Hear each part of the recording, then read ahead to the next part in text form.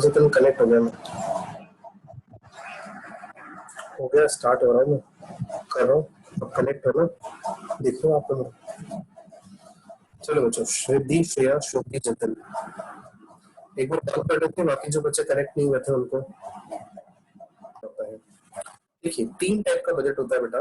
एक होता है बैलेंस बजट, एक होता है डेफिसिट बजट और एक होता है सरप्लस बजट। नाम से समझ आ रहा होगा। बैलेंस बजट एक ऐसा बजट है जहां पे गवर्नमेंट की बजटेड रिसिप्ट बजटेड एक्सपेंडिचर के इक्वल होता है। डेफिसिट बजट ऐसा बजट होता है जब गवर्नमेंट की रिसिप्ट्स लेस देन होती है एक्सपेंडिचर से, मतलब एक्सपेंडिचर ज्यादा होता है और रिसिप्ट्स कम होती है, खर्चा ज्यादा इनकम कम, तो डेफिसिट मतलब घाटा, बजट में घाटा आना। सरप्लस बजट जब रिसिप्ट ज्यादा है गवर्नमेंट की, बजटेड रिसिप्ट या एस्टिमेटेड रिसिप्ट ज्यादा है और एस्टिमेटेड एक्सपेंडिचर कम है, तो उसे हम लोग सरप्लस बजट कहते हैं। बेटा जनरली हमारे इंडिया में डेफिसिट बजट ही आता है। डेफिसिट बजट मतलब इंडिया की गवर्नमेंट को रिसिप्ट्स कम होती है और बजटेड रिसिप्ट्स कम होती है और बजटेड एक्सपेंडिचर ज्यादा होता है। ठीक है, तो हम तीनों बजट्स के बारे में बारीकी से पढ़ेंगे, तीनों के फायदे और नुकसान के बारे में समझेंगे, है ना। समझना अच्छे से, बहुत मजेदार चीज है ये। यहाँ से लेके बहुत इंटरेस्टिंग चीजें स्टार्ट होती है इस चैप्टर की। आज हमारा टॉपिक यही होने वाला है, तीनों टाइप के बजट को हम लोग एक बार का कंप्लीट कर लेंगे। पहला आता है बेटा बैलेंस बजट। बैलेंस बजट जैसा कि मैंने आपको बताया, बैलेंस बजट एक ऐसा बजट है जिसमें कि गवर्नमेंट की एस्टिमेटेड रिसिप्ट और गवर्नमेंट के एस्टिमेटेड एक्सपेंडिचर दोनों बराबर होते हैं।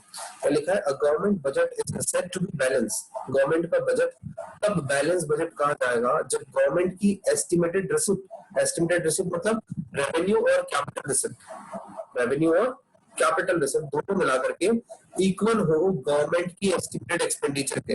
एस्टिमेटेड एक्सपेंडिचर मतलब रेवेन्यू एक्सपेंडिचर और कैपिटल एक्सपेंडिचर। थोड़ा सा आपको यहाँ पे ना इसके लिए एक छोटी सी चीज लिख करके दिखाता हूँ, आप अपने पास ऐसा क्लिक कर लेना बच्चों इसका। देखिएगा मैं जो कहना चाह रहा हूँ, मैं ये कहना चाह रहा हूँ R R plus C R मतलब revenue receipt plus capital receipt total मिलाकर के गवर्नमेंट की एस्टिमेटेड रिसिप्ट्स होती है।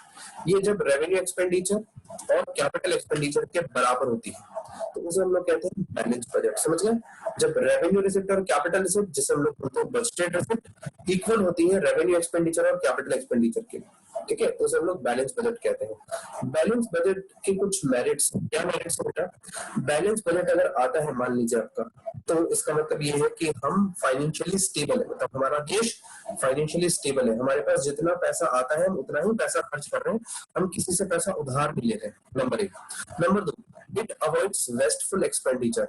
आप इससे ये भी अज्यूम कर सकते हैं कि गवर्नमेंट वेस्टफुल एक्सपेंडिचर को अवॉइड कर रही है, मतलब केवल उतना पैसा खर्च कर रही है जितने की जरूरत है, ठीक है, एक्स्ट्रा पैसा गवर्नमेंट नहीं खर्च कर रही है। लेकिन इसके नुकसान क्या है, डीमेरिट्स बैलेंस बजट के बेटा समझना, it does not offer any solution to the problem of unemployment during depression in the developed countries. थोड़ा टेक्निकल पूरा ये लैंग्वेज है, समझ रहा है इसको। अगर बजट आपका बैलेंस आता है, सपोज बैलेंस बजट कब आएगा, जब आपकी रिसिप्ट और एक्सपेंडिचर बराबर होगा। लेकिन मान लीजिए कोई ऐसी इकोनॉमी है जहाँ पे अनएम्प्लॉयमेंट है, अनएम्प्लॉयमेंट मतलब बेरोजगारी है, बेरोजगार बहुत सारे लोग बेरोजगार बैठे हैं, मार्केट में मंदी वाला टाइम, जब मार्केट में मंदी होती है तो सरकार को पैसा खर्च करना पड़ता है, तभी तो लोगों को रोजगार मिलेगा, तभी तो मार्केट में पैसा आएगा। तो अनएम्प्लॉयमेंट किसी ऐसी इकोनॉमी जहां पर अनएम्प्लॉयमेंट है और डिप्रेशन का टाइम चल रहा है, कौन सी कंट्रीज, डेवलप कंट्रीज, जो कंट्रीज ऑलरेडी डेवलप है वहां पे अगर मान लीजिए डिप्रेशन आ जाए, मंदी आ जाए जैसे अमेरिका में आ गया और वहां बेरोजगारी बढ़ जाए, तो वहां पे बैलेंस बजट काम नहीं करेगा। उस बजट को याद रखिएगा डेफिसिट होना ही पड़ेगा। क्यों डेफिसिट होना पड़ेगा बेटा, क्योंकि जब सरकार पैसे खर्च करेगी, एक्सपेंडिचर का मतलब क्या, रेवेन्यू और कैपिटल एक्सपेंडिचर। रेवेन्यू एक्सपेंडिचर मतलब गवर्नमेंट पैसा खर्च कर रही है, कैपिटल एक्सपेंडिचर मतलब कोई असेट वगैरह बनवा रही है, समझ रहे। तो जब सरकार पैसा खर्च करेगी तभी तो क्या आएगा आपके पास, मार्केट में पैसा आएगा, मार्केट से बेरोजगारी कम होगी। तो डेवलप्ड कंट्रीज के केस में जब अनएम्प्लॉयमेंट की प्रॉब्लम होती है तो बैलेंस बजट उस अनएम्प्लॉयमेंट की प्रॉब्लम का कोई सोल्यूशन नहीं देता, क्योंकि अनएम्प्लॉयमेंट को रिमूव करने के लिए सरकार को नए स्टेप्स उठाने पड़ेंगे, सरकार को एक्सपेंडिचर करना पड़ेगा, और अगर एक्सपेंडिचर बढ़ गया तो बेटा वो बजट बैलेंस थोड़ी कहलाएगा, फिर तो वो डेफिसिट बजट कहलाएगा। आई बात समझ लो। फिर आगे लिखा it is not conducive to growth and development programme of the less developed countries. ऐसी कंट्रियां जो कि कम डेवलप है, वहां पे ग्रोथ और डेवलपमेंट के प्रोग्राम चलाए जाने हैं, या ग्रोथ और डेवलपमेंट को लेकर के सरकार को आगे स्टेप्स उठाने, तो वो भी नहीं करवा सकते, क्योंकि बैलेंस बजट का मतलब क्या है कि आप एक्स्ट्रा कोई भी वेस्टफुल एक्टिविटीज की तरफ पैसा नहीं खर्च कर सकते। तो बेटा ये एक्स्ट्रा एक्टिविटी हो रही है, मतलब जब सरकार अपने खर्चे बढ़ाएगी तो खर्चे बढ़ने का मतलब क्या है, एक्सपेंडिचर बढ़ेगा, रिजर्व कम होगी तो डेफिसिट बजट बैठेगा। तो बैलेंस बजट के केस में ग्रोथ और डेवलपमेंट से रिलेटेड प्रोग्राम भी जो है वो कम डेवलप कंट्रीज में कंडक्ट नहीं करवा सकते। और third point is it can not solve the problem of inflation and deflation. Balance budget inflation और डिफ्लेशन को नहीं सॉल्व करता। समझना कैसे, एक सेकंड होल्ड करना बच्चों का। हेलो हेलो, हाँ भाई आ गया। अरे आजा यार, बहुत बहुत बहुत परेशान।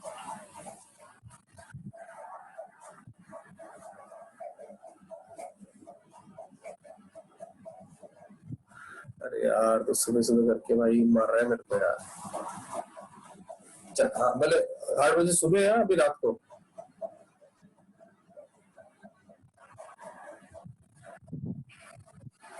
टाइम तो लगे, एक बार तो आ जाना। मैं देख तेरे को बताऊं, मेरा छोटा छोटा सा काम है और कुछ नहीं है। 2-3 चीजें मतलब है ना, एक जो ऊपर वाला पाइप है ना, ऊपर वाले रूम का, उस पाइप को अपने को थोड़ा सा क्या करना है भाई, नीचे लाना है ना। एसी लग गया तो उसको थोड़ा नीचे लाना है, वो है। और मतलब बस 2 चीजें और टांगनी है, बाकी तो फिर जो गेट वेट का तो तेरे को सामान, हाँ सामान लिख करके जाना है तेरे को। जो स्लाइडिंग वाला लगना है ना, उसका सामान लिख के जाना है। और ऊपर क्या एसी लग गया तो यार ऊपर वाली जो रोशनदान खुले हुए ना, उसके चौकोर आकार के वो अपने को कट करके वो लगाने उसमें, हाँ पीछे वाली साइड में। ठीक है ठीक है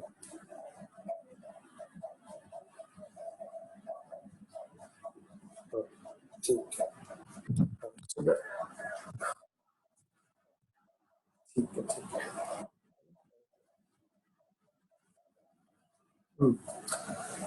देखिएगा बच्चों, आपको बताया था, ये जो बैलेंस बजट है ये इन्फ्लेशन और डिफ्लेशन की प्रॉब्लम को सॉल्व नहीं करता। कैसे बच्चा, समझना है इसको जरा ध्यान से।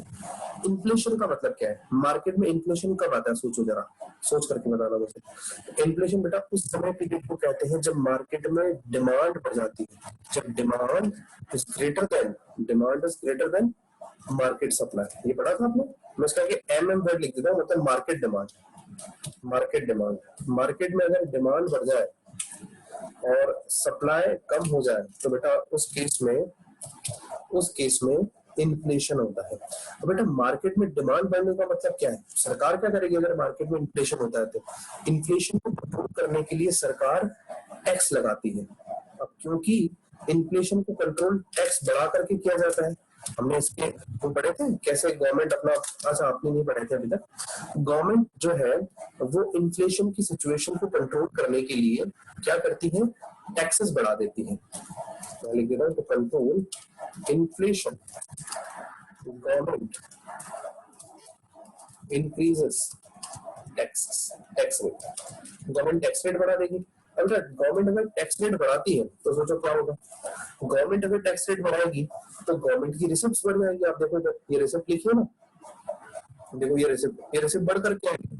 जब रिसिप्ट बढ़ करके आएगी तो बेटा गवर्नमेंट को कहाँ बैलेंस बजट बनेगा, फिर तो वो सरप्लस बजट आ जाएगा। ऐसे डिफ्लेशन के केस में जस्ट उल्टा होता है, मार्केट की डिमांड कम होती है और सप्लाई ज्यादा होती है। तो गवर्नमेंट डिफ्लेशन को कंट्रोल करने के लिए एक्सपेंडिचर करती है गवर्नमेंट, ठीक है। जब एक्सपेंडिचर करेगी तो गवर्नमेंट के खर्चे बढ़ जाएंगे, खर्चे बढ़ जाएंगे तो क्या होगा, अगेन वो डेफिसिट बजट बैठेगा। ये वाली बात है ना, आपको इसलिए थोड़ा सा कम समझ आएगी जस्ट बिकॉज बेटा हमने इस चैप्टर को पढ़ने से पहले वो एडी एग्रीगेट डिमांड और एग्रीगेट सप्लाई वाला चैप्टर नहीं पढ़ा बेटा। वो चैप्टर कंप्लीट करते ही आपको ये चीजें समझ आ जाएगी। तो मैं आपको सिर्फ सिंपल सी बात बता रहा हूँ, जब बाजार में मार्केट में एक्सेस डिमांड होती है, एक्सेस डिमांड मतलब मार्केट में महंगाई, इन्फ्लेशन मतलब महंगाई, डिफ्लेशन मतलब सस्ताई। तो महंगाई जब मार्केट में आती है उसका मतलब है डिमांड बढ़ जाना प्रोडक्ट्स की और प्रोडक्ट की सप्लाई बाजार में कम हो जाना। जैसे मास्क का प्राइस अभी आपने देखा था, 2 रुपए का मास्क का प्राइस 20-20, 40-40 रुपए में बिक रहा था, क्योंकि अचानक से उसकी डिमांड बढ़ गई और उसकी सप्लाई थी नहीं इतनी। तो बेटा मार्केट में इस सिचुएशन को कंट्रोल करने को कहते हैं कि गवर्नमेंट इसके ऊपर टैक्सेस बढ़ा देती है। तो मतलब गवर्नमेंट क्या करती है, जो लोग पैसा कमाते हैं ना उस पर टैक्स ज्यादा लगा देगी। टैक्स ज्यादा लगेगा तो क्या होगा, पर्सन के पास उनकी प्रोसेसिंग पावर कम हो जाएगी इंडिविजुअल्स की, और प्रोसेसिंग पावर अगर कम होती है तो बेटा उससे क्या होगा, उससे आपका बेनिफिट ये है, मतलब उससे आपकी मार्केट में खर्चे कम हो जाएंगे, खर्चे कम हो जाएंगे तो इन्फ्लेशन कंट्रोल हो जाएगा। आएगा समझ में? इस तरीके से बैलेंस बजट के लिए 3 पॉइंट्स लिखे थे। क्लियर? चले आगे। तो बेटा मुझे ये रफ करना पड़ेगा। आप अगर लिखना चाहते हो एक बार तो ये एक बार एसएस ले लेना, ये जो मैंने चीज लिखी इसके साथ साथ आप एसएस ले लेना, इसे यहाँ पे एसएस ले लीजिए। एसएस ले लेने के बाद आपको मैं आगे लेकर चलता हूँ। देखिए ये बैलेंस बजट की बात आ गई। अब आते हैं हम लोग सरप्लस बजट। बेटा सरप्लस बजट किसे कहते हैं? गवर्नमेंट की एस्टिमेटेड रिसिप्ट से ज्यादा होती है गवर्नमेंट के एक्सपेंडिचर से। अगेन ये वाली बात, गवर्नमेंट की एस्टिमेटेड रिसिप्ट मतलब ये चीजें जो भी मैंने आपको वहां पे लिखा है, रेवेन्यू रिसिप्ट और कैपिटल रिसिप्ट दोनों का टोटल मिला करके रेवेन्यू में लिख कर जाऊंगा, revenue receipt plus capital receipt का टोटल ज्यादा हो, क्या हो, ज्यादा हो revenue expenditure plus capital expenditure से। रेवेन्यू रिसिप्ट और रेवेन्यू कैपिटल रिसिप्ट का टोटल ज्यादा आता है, मतलब गवर्नमेंट को रिसिप्ट ज्यादा होती है, एक्सपेंडिचर कम होता है, तो इसे सरप्लस बजट कहते हैं। बेटा सरप्लस बजट के मेरिट क्या है जरा समझना। सरप्लस बजट के मेरिट में लिखा है बेटा हमने, surplus budget is designed during inflationary gap. Inflationary gap को मैं समझाता हूँ, एक बार समझना। Surplus budget is designed during inflationary gap in the country. जब मार्केट में इन्फ्लेशन होता है, जब कंट्री में बहुत ज्यादा महंगाई बढ़ रही है, तो उस टाइम पे सरप्लस बजट की नीड होती है। कैसे सरप्लस बजट आता है, कैसे आता है? It help in correction of the inflationary gap bye lowering the level of aggregate demand in the country. जब मार्केट में डिमांड बढ़ जाती है तो इसकी वजह से इन्फ्लेशन आता है, बाजार में इन्फ्लेशन आता है। इन्फ्लेशनरी गैप किसे कहते हैं? इन्फ्लेशनरी गैप, डिमांड मान लीजिए सप्लाई है 100 यूनिट का और डिमांड हो रही 200 यूनिट की, तो इसके बीच में 100 यूनिट का जो गैप है ना, इसे बोलते हैं इन्फ्लेशनरी गैप, क्योंकि 100 यूनिट की सप्लाई नहीं है, इस वजह से गैप आ रहा है। ठीक है, तो इसे हम लोग इन्फ्लेशनरी गैप कहते हैं। इन्फ्लेशनरी गैप जो है इसको करेक्ट करने के लिए सरकार क्या करती है, एग्रीगेट डिमांड को कम करने की कोशिश करती है। एडी एग्रीगेट डिमांड मतलब टोटल डिमांड बाजार की, उसको कैसे कम करेगी सरकार जो है वो इन्फ्लेशनरी गैप के टाइम पे टैक्सेस बढ़ा देती है। मैंने लिखा imposed high taxes so the purchasing power in decreases. लोगों की परचेसिंग पावर डिक्रीज होती है, इंक्रीज का साइन गलत लगा, ये डिक्रीज आएगा। ठीक है, और ऐसे ही इसकी जस्ट बात दूसरी वाली बात, it is not desired during the period of deflation और डीमेरिटेड। डिफ्लेशन के टाइम में जो है वो ये वाला बजट नहीं बैठता। सरप्लस बजट केवल इन्फ्लेशन के टाइम पे बैठता है, जब बाजार में बहुत ज्यादा महंगाई है तो सरकार टैक्सेस बढ़ा देगी तो इससे क्या होगा, सरकार की रिसिप्ट बढ़ जाएगी। टैक्सेस बढ़ाने का मतलब क्या है, रेवेन्यू रिसिप्ट बढ़ जाना, और रिसिप्ट बढ़ जाएगी तो ऑब्वियस सी बात है रिसिप्ट एक्सपेंडिचर से ज्यादा आएगी, तो सरप्लस बजट आ जाएगा। आगे बात समझ। मैंने डीमेरिट में जस्ट उल्टा लिखा है। जब डिफ्लेशन के टाइम में क्या करती है गवर्नमेंट, वो लेस टैक्स लगाती है डिफ्लेशन के टाइम में, क्योंकि सस्ता ही है मार्केट में ऑलरेडी, तो उसको टैक्सेस कम करके लोगों तक पहुंचा रहे, क्योंकि लोगों के पास पैसा नहीं होता। ये बातें आगे पढ़ेंगे अपन, जब नेक्स्ट इसका यूनिट स्टार्ट करेंगे ना एडीएस वाला, उसमें पढ़ेंगे आपको। लास्ट है डेफिसिट बजट आज के टॉपिक का। डेफिसिट बजट कौन सा बजट होता है बेटा?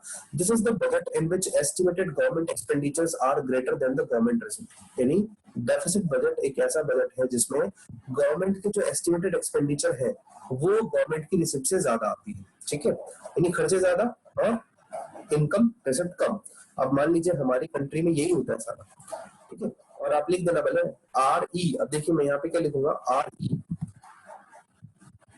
यहाँ पे इस तरीके से लिखूंगा, revenue expenditure plus capital expenditure is greater than, अब ये वाला ग्रेटर देन आएगा, revenue receipt plus capital receipt. ठीक है, मेरिट क्या है डेफिसिट बजट? मतलब डेफिसिट बजट कब कब आता है? डेफिसिट बजट का मतलब होता है सबसे पहले कि आपकी इकोनॉमी में ग्रोथ हो रही है, एक्सीलरेट इकोनॉमिक ग्रोथ। कैसे एक्सीलरेट कर रही है इकोनॉमिक ग्रोथ को? क्योंकि जब गवर्नमेंट पैसा खर्च करती है डेवलपमेंट एक्टिविटीज पे, रोड्स बनवाने पे, फ्लाईओवर कंस्ट्रक्शन करवाने पे, तो इससे इकोनॉमी की ग्रोथ हो रही है, नंबर 1। नंबर 2 बेटा, it enable to undertake welfare programme of the people. Government क्या करती है, वेलफेयर प्रोग्राम चलाती है, जैसे ओल्ड एज का पेंशन स्कीम्स दे रही है, बूढ़े लोगों को क्या दे रही है, पेंशन वगैरह दे रही है, अनएम्प्लॉयमेंट अलाउंस दे रही है, जो बेरोजगार लोग बैठे उनको उनके अकाउंट में बैठे बैठे पैसा दे रही है। तो ये डेफिसिट बजट का merit. It is decide during the period of depression. ये डिप्रेशन के टाइम पीरियड में डेफिसिट बजट आता है। कैसे? क्योंकि सरकार की रिसिप्ट कम होती है। मैंने क्या बोला, डिफ्लेशन मतलब क्या है, मार्केट में सस्ता है, लोगों की परचेसिंग पावर नहीं है, कैश नहीं है लोगों के पास, तो बेटा कैश पहुंचाने के लिए सरकार टैक्स कम चार्ज करेगी। टैक्स कम चार्ज करेगी तो ज्यादा पैसा बचेगा हमारे पास, हमारी सैलरी में से हम ज्यादा पैसा खर्च कर पाएंगे। ऐसा डीमेरिट में 3 points, it encourage wasteful and unnecessary expenditure by the government. अब क्योंकि खर्चे बढ़ रहे हैं, गवर्नमेंट के खर्चे बढ़े हैं, तो इसका मतलब ये है कि गवर्नमेंट कुछ पैसा वेस्टफुल और अननेसेसरी एक्सपेंडिचर भी करती होगी। It may lead to financial and political instability. देखिए अगर हमारे बजट में डेफिशिएंसी आती है, कमी आती है, तो एक तो पॉलिटिकल इंस्टेबिलिटी आती है, पार्टी बदलेगी, क्योंकि ऑब्वियस सी बात है जनता देखेगी कि यार इतना पैसा किया था इन सरकार ने, तो ऑब्वियस सी बात है अपोजिट पार्टी को नेक्स्ट टाइम वोट करेगी। और फाइनेंशियल इनस्टेबिलिटी आती है, सरकार के पास पैसा नहीं रहेगा, देश के पास पैसा नहीं रहेगा, तो हम दूसरों से पैसा मांग करके काम चलाएंगे, तो फाइनेंशियली हम लोग इनस्टेबल हो गए, समझ रहे? और ये वाला जो डेफिशिएंट बजट है कभी भी इन्फ्लेशन के टाइम में नहीं बैठता, बिकॉज इन्फ्लेशन के टाइम में तो सरप्लस बजट बैठता है। ठीक है, तो ये बेटा हमारे टाइप्स ऑफ बजट वाला टॉपिक कंप्लीट हुआ है। अब हम लोग करेंगे बजट डेफिशिएंट। ये भी एक अच्छा टॉपिक है, लेकिन ये कल के लिए। ठीक है, तो आज के टॉपिक में सिर्फ इतना ही, बाकी कल मिलते हैं। किसी बच्चे को डाउट हो तो वो पूछ सकता है। सर सरप्लस का सर मेरिट और डीमेरिट सर, सरप्लस का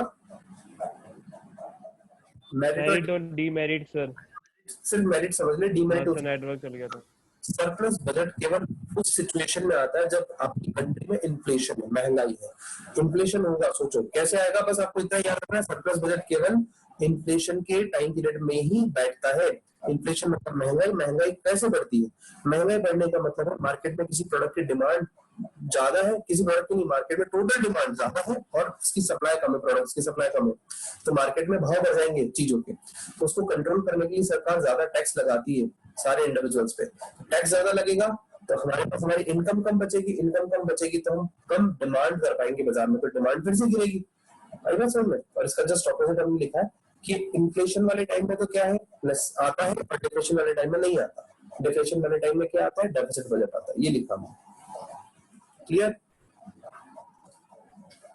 यस सर। चलिए बच्चों, क्लास में ऑफ करते हैं, कल मिलते हैं सेम टाइम। तब तक के लिए बाय बाय। Okay sir.